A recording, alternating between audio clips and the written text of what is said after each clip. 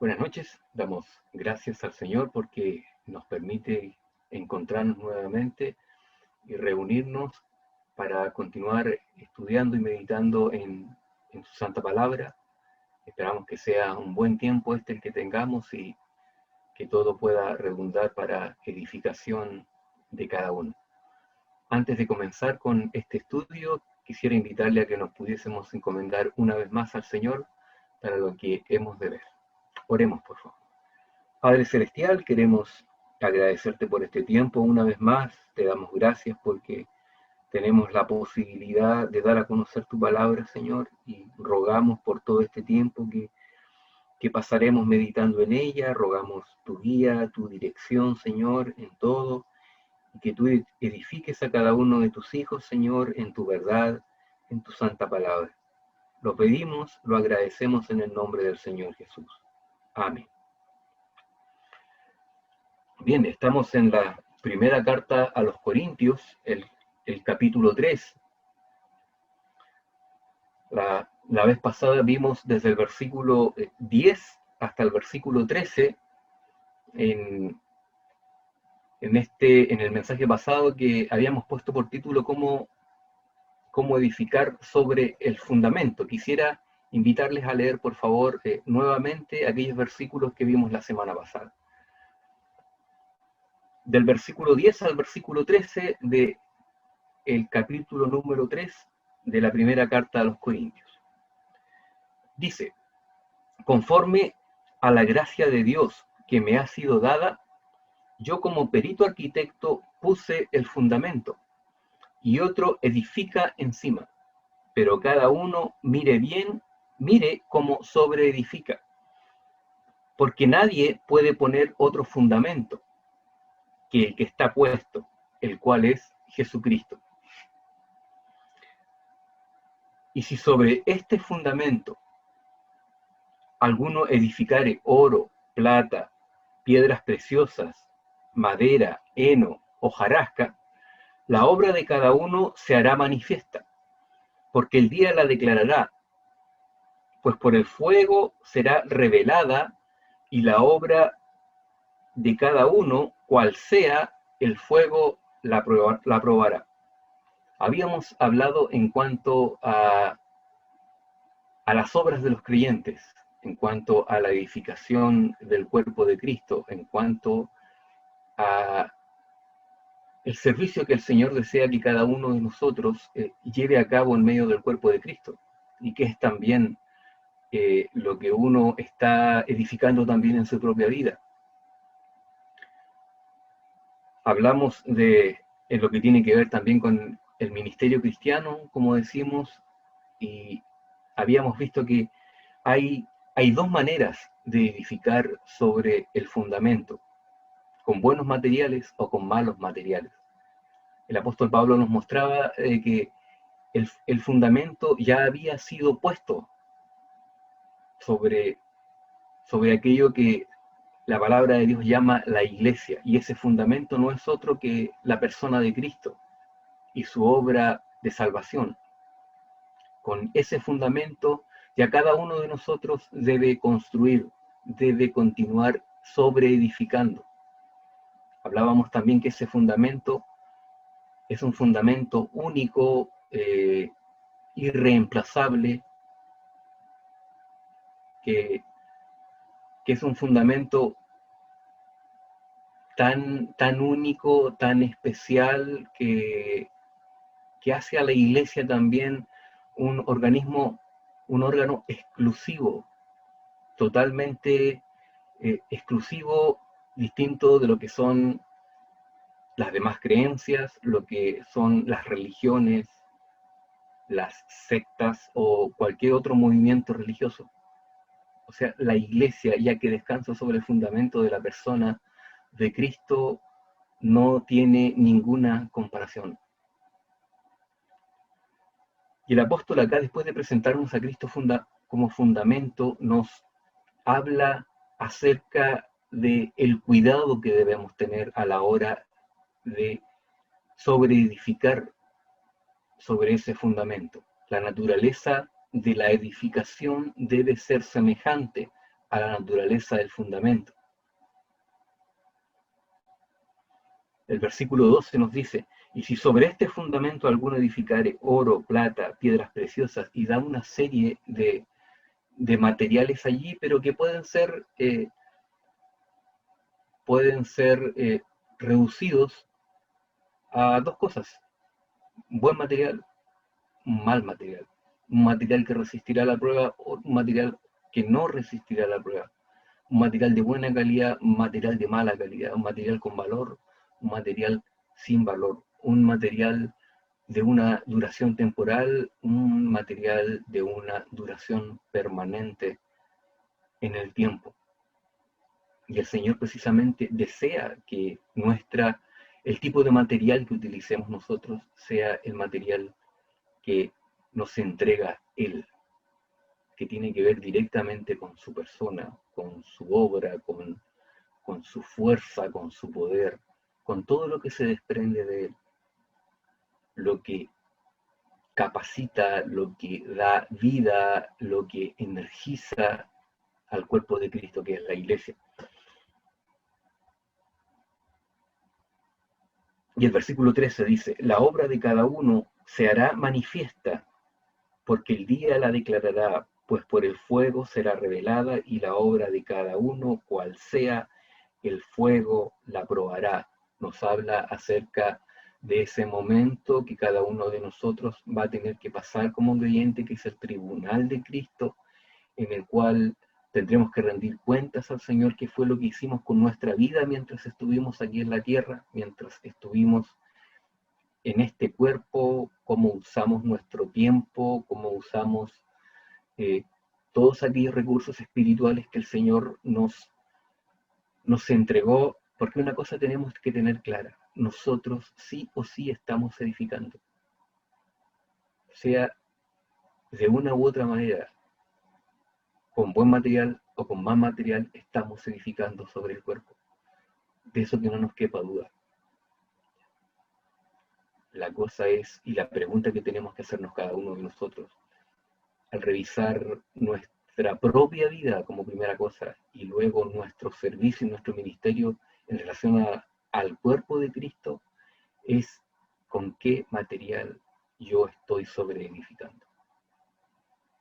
Es una pregunta importantísima y que tiene que ver precisamente con el título que habíamos puesto al estudio de la semana pasada, y que tendrá consecuencias eternas. No para la salvación, porque la salvación está segura en Cristo. La salvación es un regalo y la logró Cristo.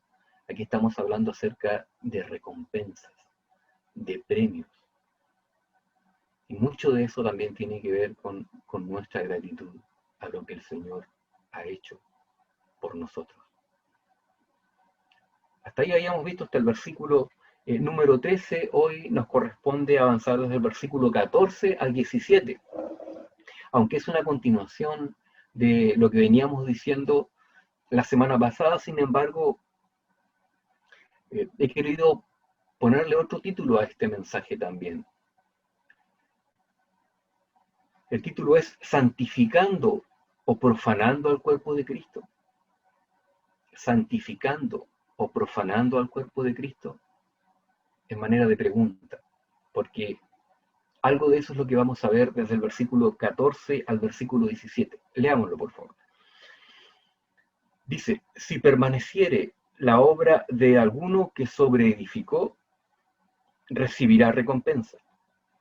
Si la obra de alguno se quemare, él sufrirá pérdida, si bien él mismo será salvo, aunque así como por fuego. ¿No sabéis que sois templo de Dios y que el Espíritu de Dios mora en vosotros? Si alguno destruyera el templo de Dios, Dios le destruirá a él.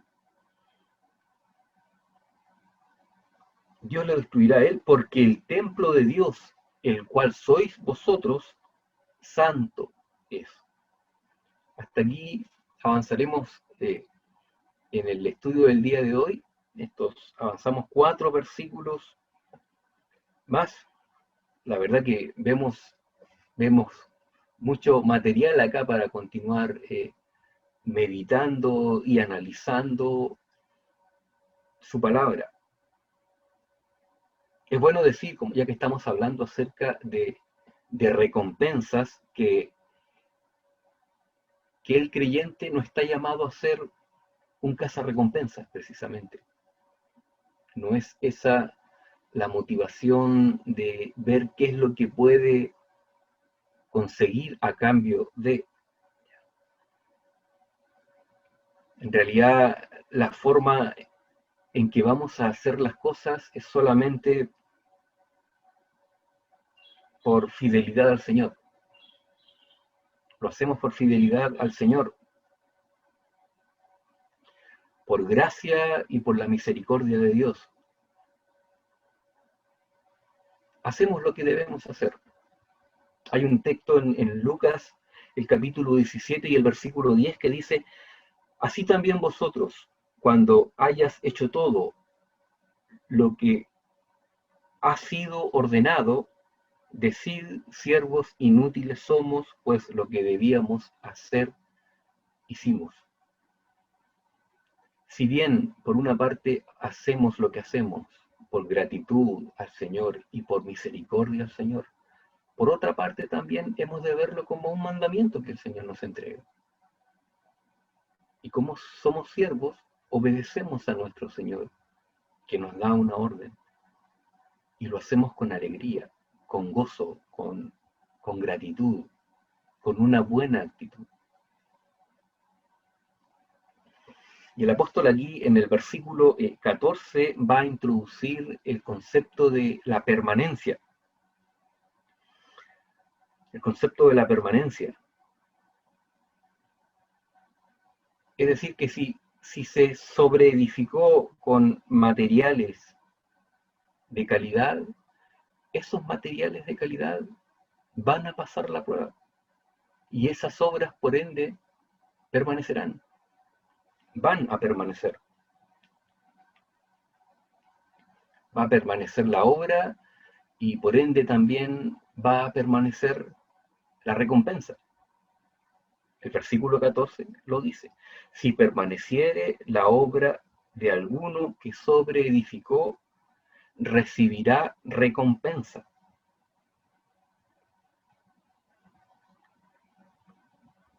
Y Cristo, el juez justo, dice: ha dado su visto bueno a la obra de su siervo. Y cuando ocurra eso, habrá una recompensa que se reciba. Nuevamente decimos, la recompensa no tiene que ver con salvación. La salvación es un regalo, no es un premio. Aquí el pasaje está hablando precisamente de recompensas, de premios, no de la salvación, porque la salvación es un regalo. Y esta, por otra parte, decir que estas recompensas conciernen solamente a creyentes. Esto que estamos viendo no tiene nada que ver con incrédulos. Solamente tiene que ver con creyentes. Estas recompensas también a veces son llamadas coronas. La verdad que hay bastantes pasajes en la Escritura donde se nos mencionan. Cuando se nos habla de recompensas, se nos habla de coronas. Y quisiera ver un par de ellas aquí en algunos pasajes. Por ejemplo, un pasaje que leímos la semana pasada, que era 2 Timoteo, capítulo 4, versículo 8. Dice: por lo demás me está guardada la corona de justicia, la cual me dará el Señor, juez justo, en aquel día, y no solo a mí, sino también a todos los que aman su venida. El premio aquí aparece como una corona. Interesante. Otro pasaje, Apocalipsis capítulo 3, versículo 11. La verdad que hay más pasajes, pero vamos a ver únicamente estos dos pasajes. Apocalipsis 3:11 dice: he aquí yo vengo pronto, retén lo que tienes, para que ninguno tome tu corona.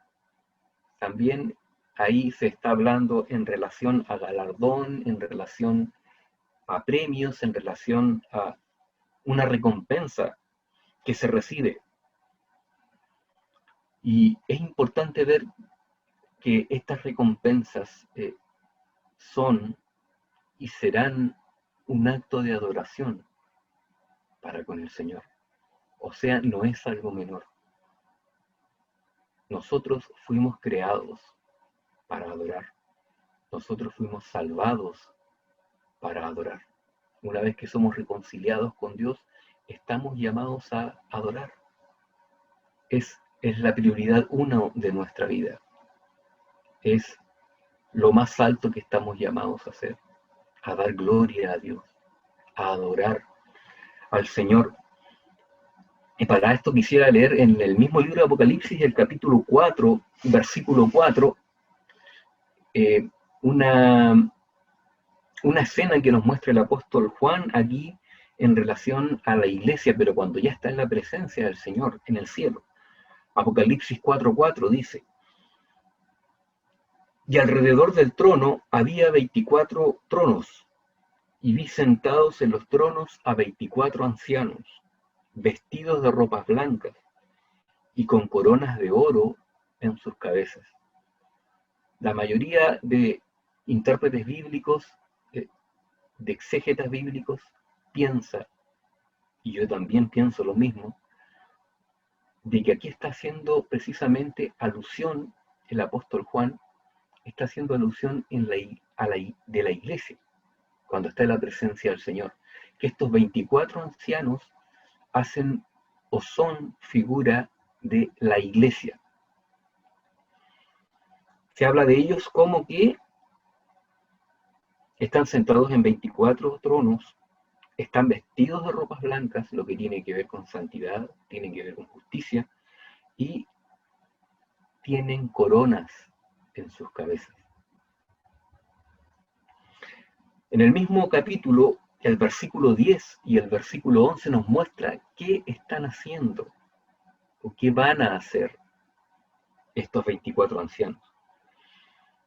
Versículo 10 y 11 dice: los 24 ancianos se postran delante del que está sentado en el trono y adoran al que vive por los siglos, y echan sus coronas delante del trono, diciendo: Señor, digno eres de recibir la gloria, y la honra y el poder, porque tú creaste todas las cosas, y por tu voluntad existen y fueron creadas.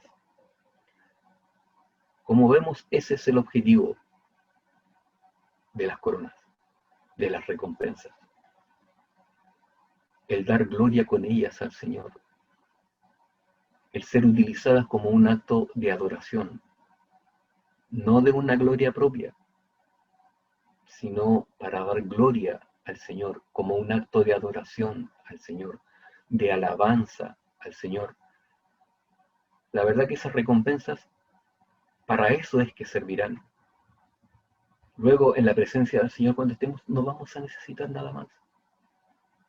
Así que esa es la función de recibir esas recompensas, esos premios, esas coronas, para tirarlas delante del Señor, a los pies del Señor, como un acto de adoración, como un acto de alabanza, como un acto de agradecimiento al Señor por habernos salvado, por haber entregado su vida por nosotros en la cruz del Calvario y por todo lo que trae consigo la presencia del Señor en nuestra vida. Pero a la vez nos hacemos la pregunta: ¿y qué pasará con aquellos que no reciban recompensas? Porque el versículo 14 nos está hablando de aquellos que van a recibir recompensas. Pero el versículo siguiente nos habla de aquellos que no van a recibir recompensas. Leamos el versículo 15, por favor. Dice: si la obra de alguno se quemare, él sufrirá pérdida, si bien él mismo será salvo, aunque así como por fuego. La verdad que este pasaje ha dado mucho que hablar, se ha interpretado muy mal, así que a ver si podemos aclarar conceptos equivocados que hay en torno a esta sección, a este pasaje.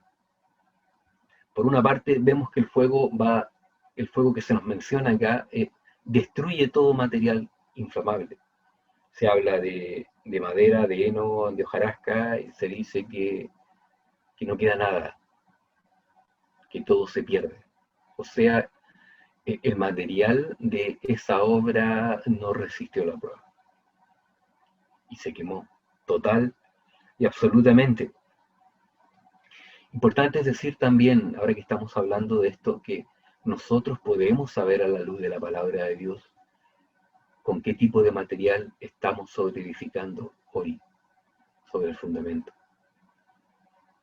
De qué manera hoy estamos edificando en el cuerpo de Cristo o sobre edificando. Lo podemos saber a la luz de la palabra de Dios. No es algo que vamos a quedar siempre con una incógnita hasta que venga el Señor y como que ahí recién nos vamos a enterar qué material estábamos utilizando. No, lo podemos saber hoy. Y estas meditaciones que estamos teniendo precisamente nos ayudan a ver con qué tipo de material estamos sobreedificando. Es muy importante aquello. Es muy importante aquello. También es importante decir que de la misma manera que uno está edificando en el cuerpo de Cristo, es de la misma manera en que uno está edificando en su propia vida. Si el material que estás edificando en tu propia vida es el material correcto, el mismo material, nos dice el texto, va a ser el material con el cual vas a estar edificando en el cuerpo de Cristo. Va a haber una consecuencia directa entre una cosa y otra. Dice el versículo 15, si la obra de alguno se quemare, él sufrirá pérdida. Literalmente saldrá perjudicado.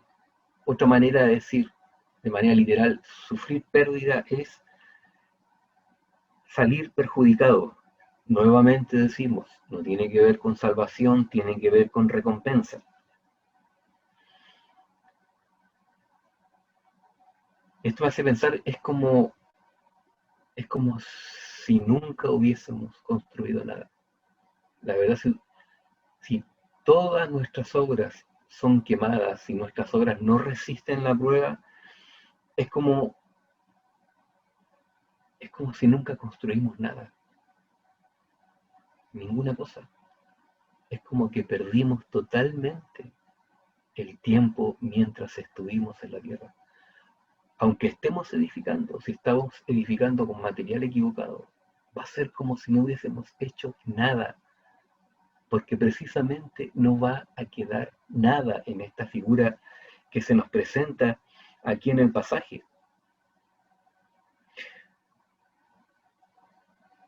Que dice, si bien el mismo será salvo, aunque así como por fuego. La idea aquí es como que uno estuvo presente en un incendio. Pensemos en un incendio que se nos incendia la casa. Se nos incendia la casa y apenas pudimos salir nosotros y salvar nuestra propia vida. Pero todo lo demás se quemó. Se quemó con el incendio. Es la idea que Pablo nos presenta aquí en el versículo 15, cuando dice, si bien él mismo será salvo, aunque así como por fuego. Dice cómo porque se nos está presentando el fuego como un símil, como una figura de comparación. Por ejemplo, hay una expresión en Zacarías capítulo 3, versículo 2, casi al final del versículo, que dice, ¿no es este un tizón arrebatado del incendio? En relación al sumo sacerdote Josué, que ahí se nos presenta, dice, ¿no es este un tizón arrebatado del incendio? Es la idea, o sea, me pude salvar yo únicamente. Es como salir, difícilmente nos salvamos de un incendio. Nosotros sobrevivimos al incendio, pero todas nuestras demás posesiones se quemaron, no quedó nada. Las pérdidas fueron totales. Solamente salvé mi vida, nada más. Y ahí veremos cómo cómo todo eso que construimos se derrumbará. Lo veremos en la presencia del Señor. Cómo todo aquello en lo cual ocupamos tiempo, ocupamos tantas cosas, pero como construimos con material equivocado, todo aquello que construimos se va a derrumbar, se va a quemar, no va a quedar absolutamente nada. Por otra parte, y entre paréntesis, es bueno mencionar que aquí se nos está hablando acerca de recompensas y no de salvación. ¿Y por qué vuelvo a repetir esto? Porque el catolicismo romano lamentablemente se ha basado en pasajes como estos para apoyar su enseñanza sobre el purgatorio. Ha usado precisamente pasajes como estos.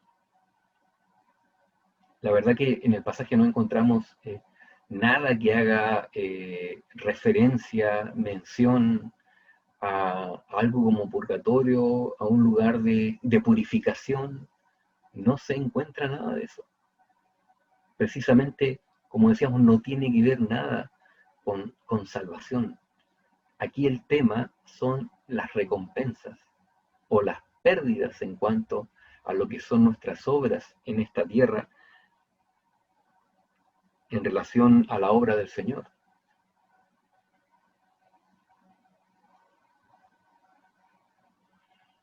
Primera Corintios, el capítulo 4 y el versículo 5 nos dicen: así que no juzguéis nada antes de tiempo, hasta que venga el Señor, el cual aclarará también lo oculto de las tinieblas, manifestará las intenciones de los corazones, y entonces cada uno recibirá su alabanza de Dios.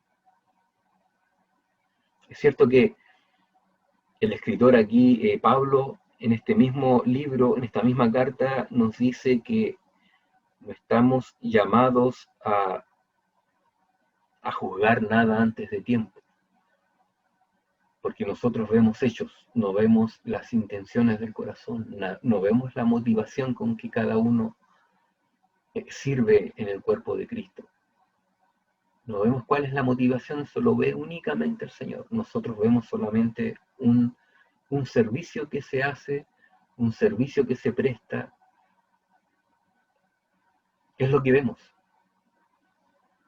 Luego, la presencia del Señor, finalmente podremos ver, cada uno de nosotros podrá ver las motivaciones que hubo en el corazón. No significa que recién ahí nos vamos a dar cuenta. Lo que quiere decir el apóstol es que aparte de nosotros, el único que va a ver la motivación en el corazón es el Señor, porque cada uno de nosotros, aunque decíamos la semana pasada que el corazón es engañoso, pero cada uno de nosotros, la mayor parte de las veces, sabe con qué motivación hace lo que hace en medio del cuerpo de Cristo. Cada uno sabe qué es lo que lo mueve a hacer lo que hace. Ahí no, la mayor parte de las veces nosotros vamos a saber con qué actitud estamos sirviendo. ¿Por qué hacemos lo que hacemos?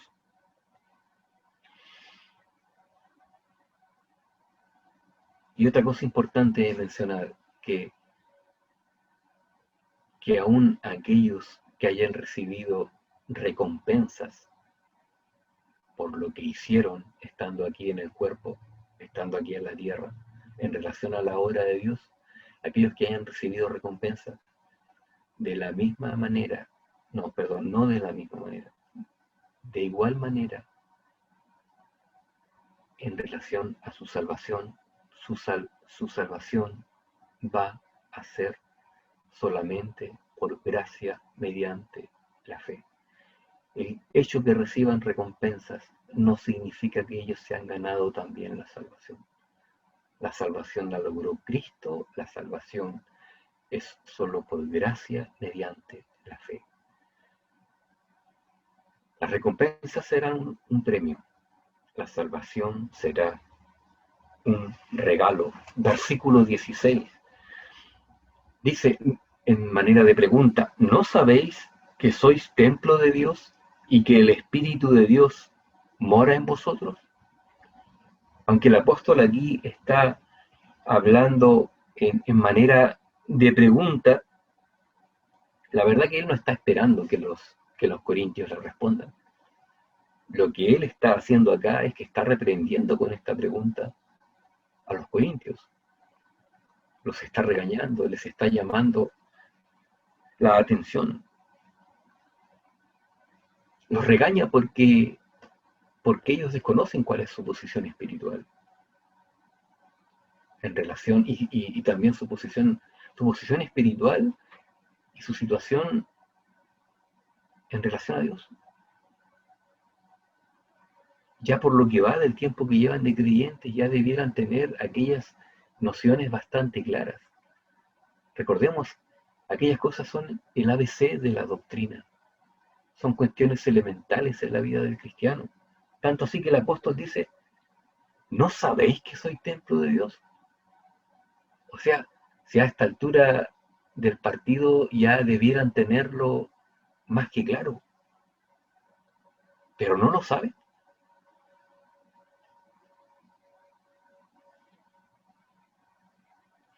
Se dice que el verbo saber acá señala el conocimiento inherente que cada creyente debe poseer. O sea, no es una pregunta a la cual yo no tengo una respuesta. Son tan elementales estas cuestiones que de la misma manera que los creyentes de Corinto debieran haber tenido ya el conocimiento, ya la respuesta a esa pregunta del apóstol, lo mismo debe ocurrir también con nosotros. No que el apóstol tenga que hacer esta pregunta del versículo 16. O sea, cada uno de nosotros debiera tenerlo más que claro, lo que dice el apóstol en este versículo. Él da por sentado que nosotros, o que los corintios ya manejaban esa información, y por ende también nosotros. Los increpa porque han sido negligentes, porque han sido perezosos, lo que demuestra que no se han aplicado precisamente ese conocimiento espiritual. No se lo han aplicado. Al ya poseerlos en sí mismo. En esta misma carta, en el capítulo 1 y el versículo 5, dice, porque en todas las cosas fuisteis enriquecidos en él, en toda palabra y en toda ciencia o conocimiento. Porque en todas las cosas fuisteis enriquecidos en él. O sea, es algo que ya ocurrió. Es algo que los creyentes ya poseemos. Que fuimos enriquecidos en él en toda palabra y en toda ciencia. ¿Y por qué los corintios no lo sabían? ¿Y por qué los corintios estaban ignorando todas estas cuestiones? Por inmadurez espiritual. Por inmadurez, lamentablemente. Y eso precisamente es lo que ocurre cuando ignoramos el conocimiento espiritual de la palabra de Dios. Eso ocurre. Ignoramos aquello que ya poseemos. Las riquezas que ya tenemos en Cristo, las ignoramos porque hemos sido negligentes, hemos sido perezosos. Hemos estado mal enfocados en nuestra vida espiritual. Por otra parte, en este mismo versículo 16, cuando hace esa pregunta, ¿no sabéis que sois templo de Dios? O también podemos decir santuario de Dios. Y que el Espíritu de Dios mora precisamente en nosotros. Es lo que dice al final del versículo, y que el Espíritu de Dios mora en vosotros. ¿No sabéis eso?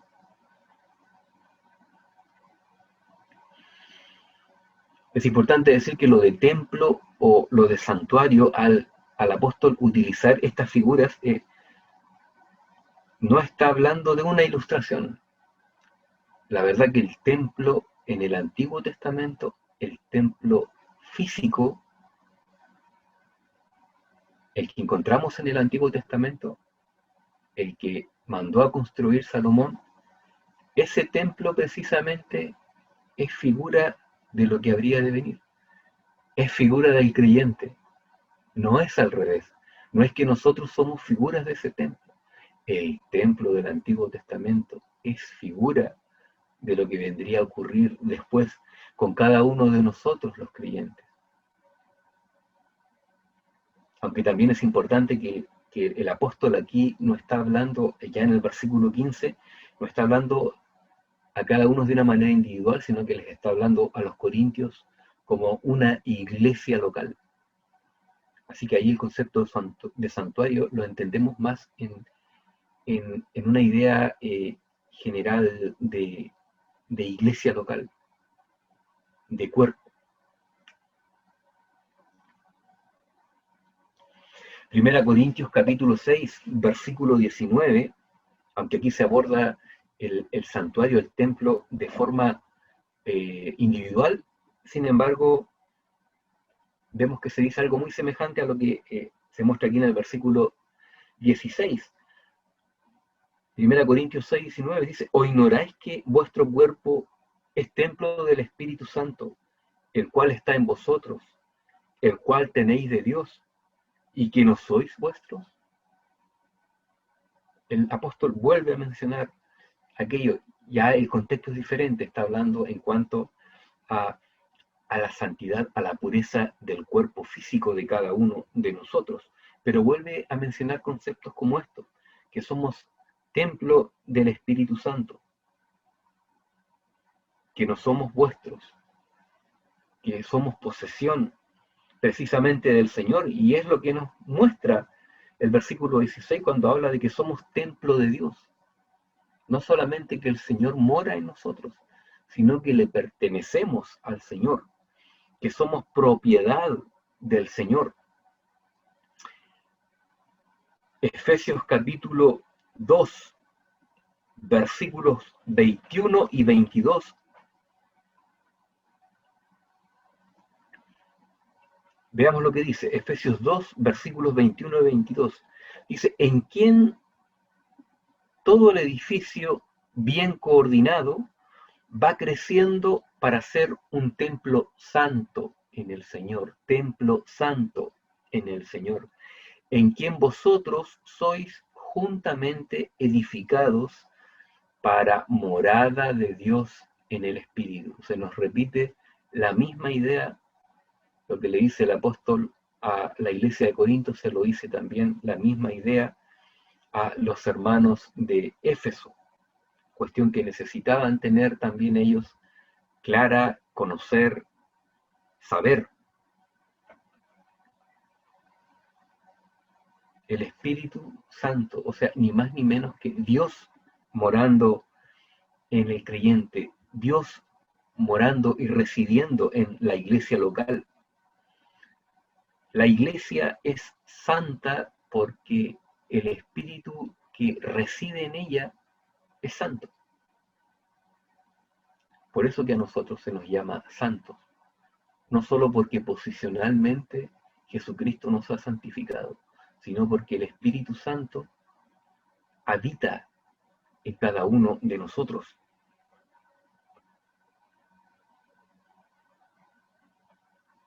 Y los corintios debían entender precisamente que aquello que hemos recibido, que es el Espíritu de Dios, es aquello lo que hace la diferencia en nosotros, en relación con el incrédulo, en relación con aquel que no conoce al Señor.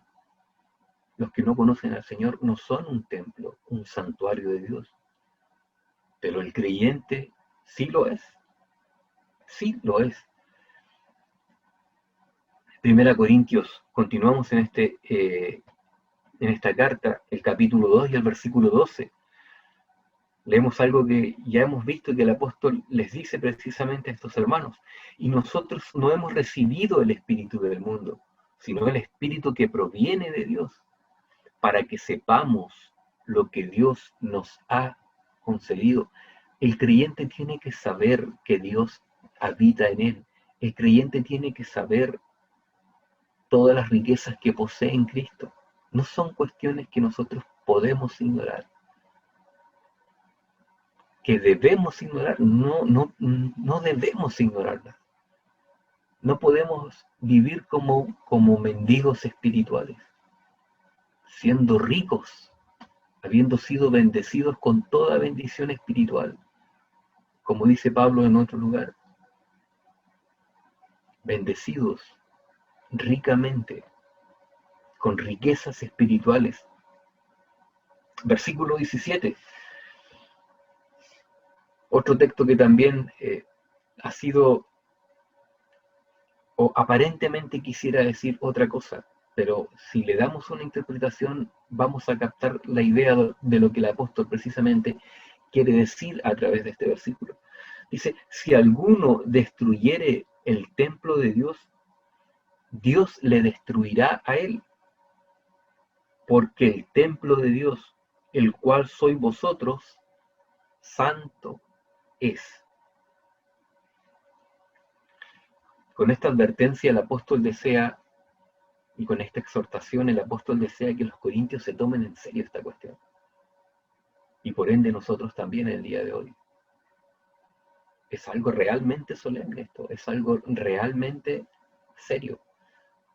Y de esa manera debe ser tomado, con esa gravedad debe ser tomado. No es algo que ya lo dice el apóstol, pero es optativo, si yo veo lo tomo, no lo tomo. No, Dios nos libre de tomar esto livianamente, mis hermanos, porque no es algo liviano. Es algo que envuelve solemnidad, es algo que envuelve gravedad, es algo que envuelve mucha seriedad. Es solemne la advertencia que aquí el apóstol le hace a los creyentes. Repetir nuevamente que el apóstol aquí se está dirigiendo solamente a creyentes. No hay advertencias a incrédulos, aunque el versículo 17 pareciera que está hablando algo respecto a incrédulos. Pero aquí el apóstol está hablando y está exhortando a los corintios en cuanto a arrepentimiento. Como creyentes los exhorta a que se den cuenta, a que se vuelvan de su inmadurez espiritual, que hagan caso de la exhortación, de lo que el Señor está diciendo a través de su palabra. Vamos a leer de nuevo el versículo 17. Dice, si alguno destruyere, y esa palabra, destruyere, ¿qué significa? Para aclarar un poquito más el concepto de lo que el apóstol quiere decir.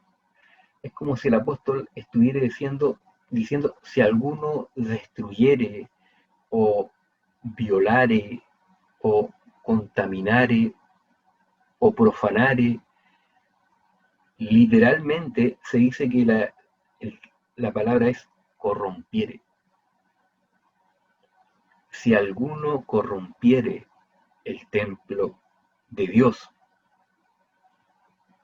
Y la verdad eso es lo que hacemos cuando intentamos sobreedificar con cualquier tipo de material. Eso es lo que hacemos. Profanamos el santuario de Dios. Porque no estamos utilizando materiales que sean semejantes, que no estamos utilizando materiales que tienen la misma calidad que el fundamento. Por eso que contaminamos el santuario. Lo profanamos. Literalmente lo corrompemos. Si alguno corrompiere el templo de Dios, Dios le corromperá a él. La misma palabrita que se utiliza en el versículo 17 en cuanto a destruir, la misma palabrita que después encontramos abajo, que también habla de destruir, tienen el mismo significado, corromper. Aunque aquí fue traducido como destruir. Pero nosotros podemos malinterpretar ese texto, esa palabra, destruir, como algo que deja de ser, como algo que es destruido y que ya no existe más. No, esa no es la idea. La idea ahí es profanar, corromper, contaminar.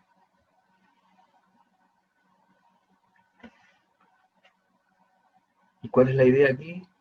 Yo lo veo como que si alguno corrompe o profana el santuario, nosotros también seremos corrompidos. Lo asocio con disciplina bíblica, con la disciplina divina.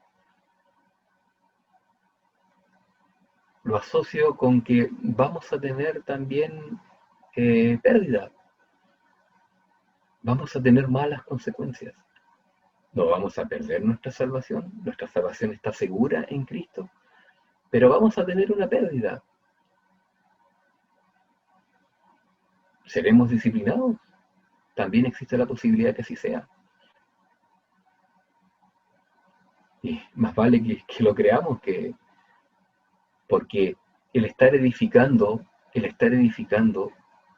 con materiales equivocados, nos está hablando precisamente de nuestra misma condición espiritual. Recordemos, con aquello que yo esté edificando mi propia vida, con aquello también voy a estar edificando en el cuerpo de Cristo. No es que sea posible que yo edifique de una manera en mi propia vida, pero que esté edificando de otra manera. No, el material va a ser el mismo, tanto en mi vida como en la vida de los demás.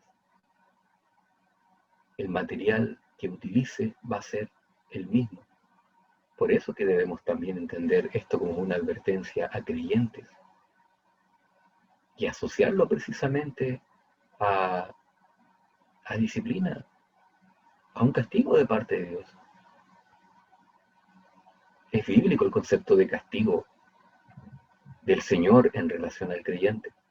A veces le hacemos el quite a aquello, pero Dios castiga a su pueblo, Dios disciplina a su pueblo. De ello se nos habla bastante en la carta a los hebreos.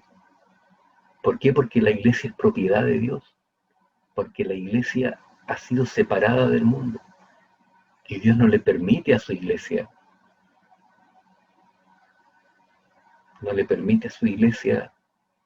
aquella conducta, no le permite a su iglesia aquella condición, porque para eso el Señor Jesucristo dio su vida, para santificar a su iglesia. Efesios capítulo 5, versículo 25 al 27, dice: maridos, amad a vuestras mujeres. De aquí viene lo que nos interesa a nosotros.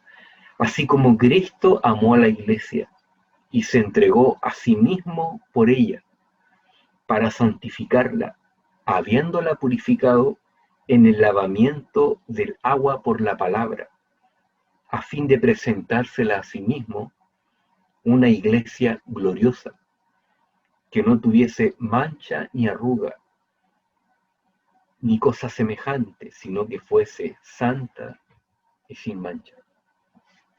Es cierto que posicionalmente nosotros, al estar en Cristo, ya hemos sido santificados y posicionalmente somos santos. Y todo esto que se menciona en este versículo que acabamos de leer, de la carta a los Efesios, ya es una realidad de nuestra vida. Es una realidad posicionalmente hablando. Pero el Señor desea que también sea una realidad en nuestra práctica diaria. ¿Para qué? Para que nos podamos presentar delante de Él de una manera, como dicen otros pasajes, irreprensible, sin culpa, en una buena condición espiritual.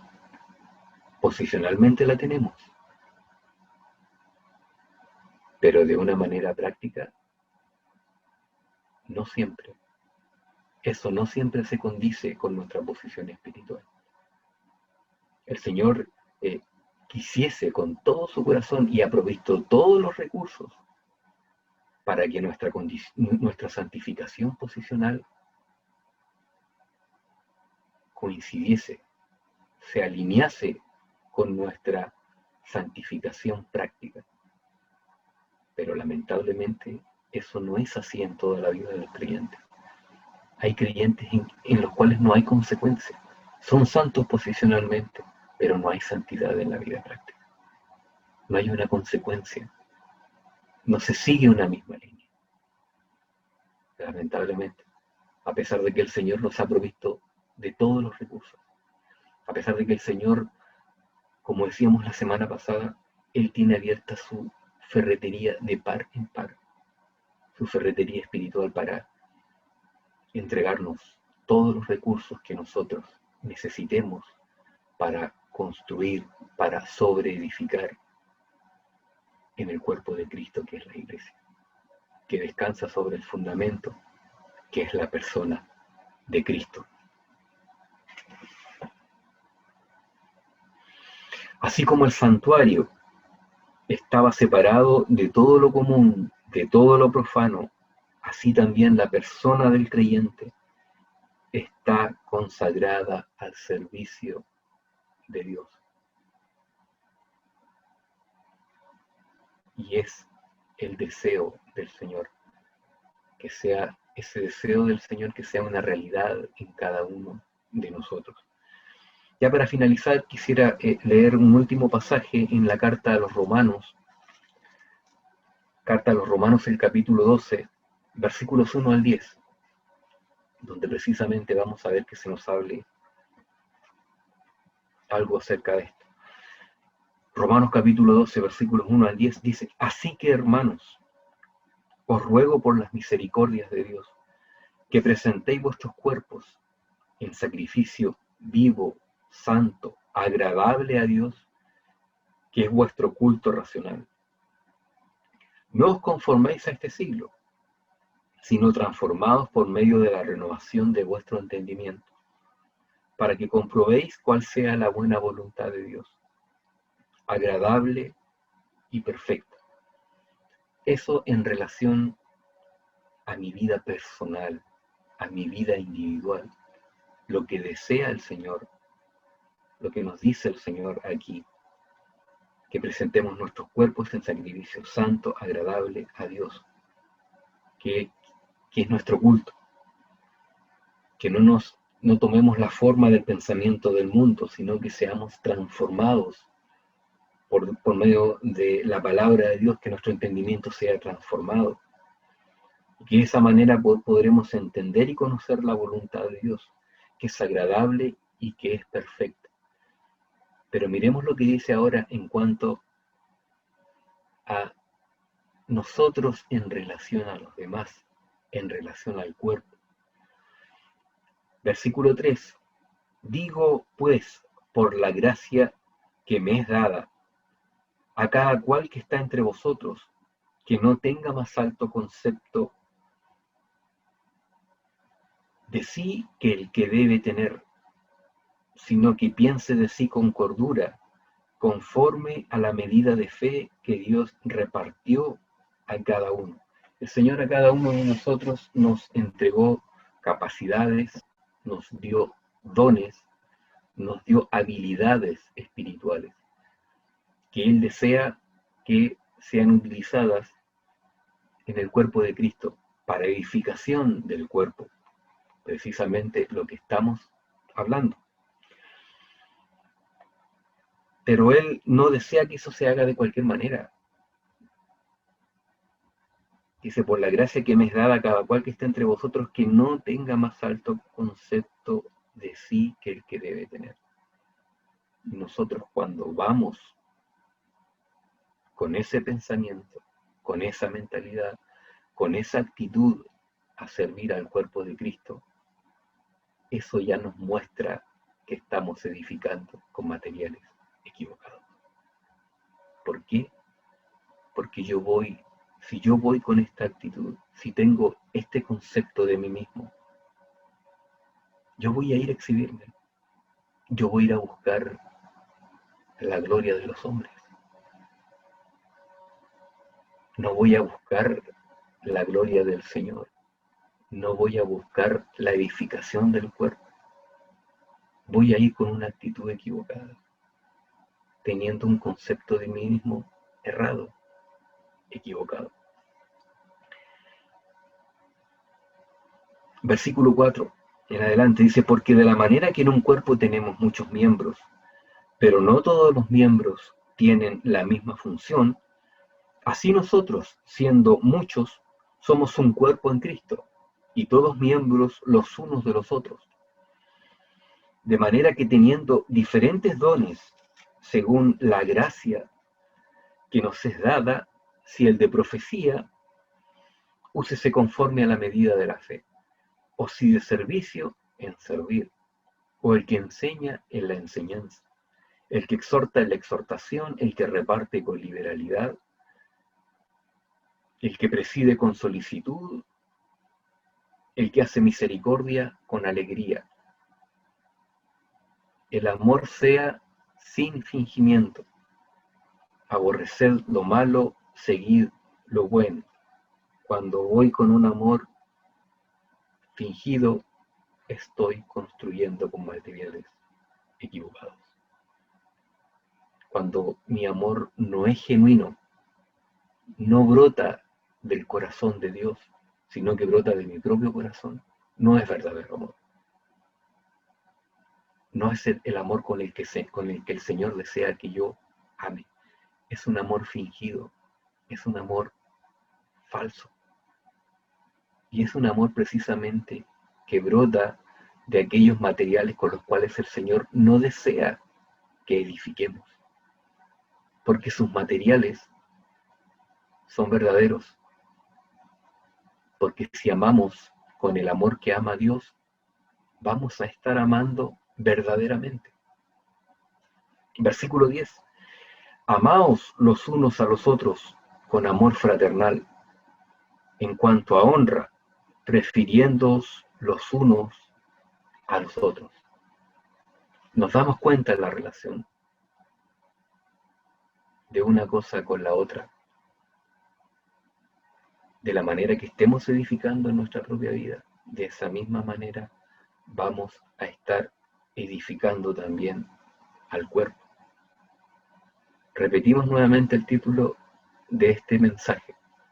¿Estamos santificando al cuerpo o lo estamos profanando? ¿Estamos siendo instrumentos de Dios para santificar el cuerpo de Cristo? ¿O estamos profanando el cuerpo? ¿O lo estamos contaminando? ¿O lo estamos corrompiendo? Creo que es una buena pregunta como para finalizar esta reflexión y que el Señor use todo esto que pudimos ver el día de hoy en cada uno de nosotros. Que meditemos profundamente y seriamente, porque esto es solemne. Esto es muy importante, porque tiene que ver con Dios, porque tiene que ver con Cristo, porque tiene que ver con el Espíritu Santo, porque tiene que ver con su iglesia. Oremos al Señor. Padre, queremos agradecerte por este tiempo. Te damos gracias una vez más, Señor, y te damos gracias por lo que nos has mostrado, Señor, el día de hoy en tu palabra. Te rogamos porque Dios hables a nuestro corazón, a cada uno de nosotros, Señor, porque a través de tu misma palabra, Señor, podamos ver si es que estamos santificando el cuerpo o lo estamos profanando, Señor. Si estamos edificando correctamente o incorrectamente, Señor. Si estamos dependiendo de ti para edificar el cuerpo, Señor.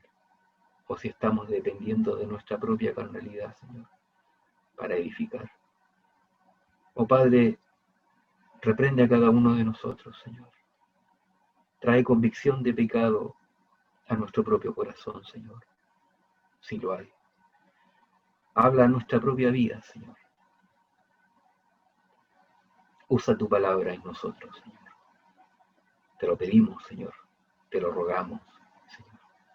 Que cada uno de nosotros se vaya con esa inquietud en su corazón, Señor. Si no está haciendo bien las cosas delante de ti, Señor. Si no estamos descansando en ti. Si no estamos viviendo la vida en Cristo, en la dependencia del Espíritu, Señor. Si no estamos sirviendo con una actitud correcta. Todo esto tiene que ver con esto, Dios. Y te rogamos porque tú uses esto en cada uno de nosotros, Señor. Te lo pedimos y te damos muchas gracias, Señor, por mostrarnos esto, por tu misericordia, por tu gracia, Señor, al hacernos ver con tanta gracia, con tanta misericordia, con tanta paciencia, con tanto amor, todas estas cosas, Señor. Te lo agradecemos en el nombre de Jesús. Amén. Bien, damos gracias al Señor una vez más y nos volvemos a encontrar, Dios mediante, el próximo día miércoles para continuar avanzando a través de esta carta en la cual hay tanto para conocer, tanto para aprender, tanto para profundizar en nuestro Dios. Buenas noches.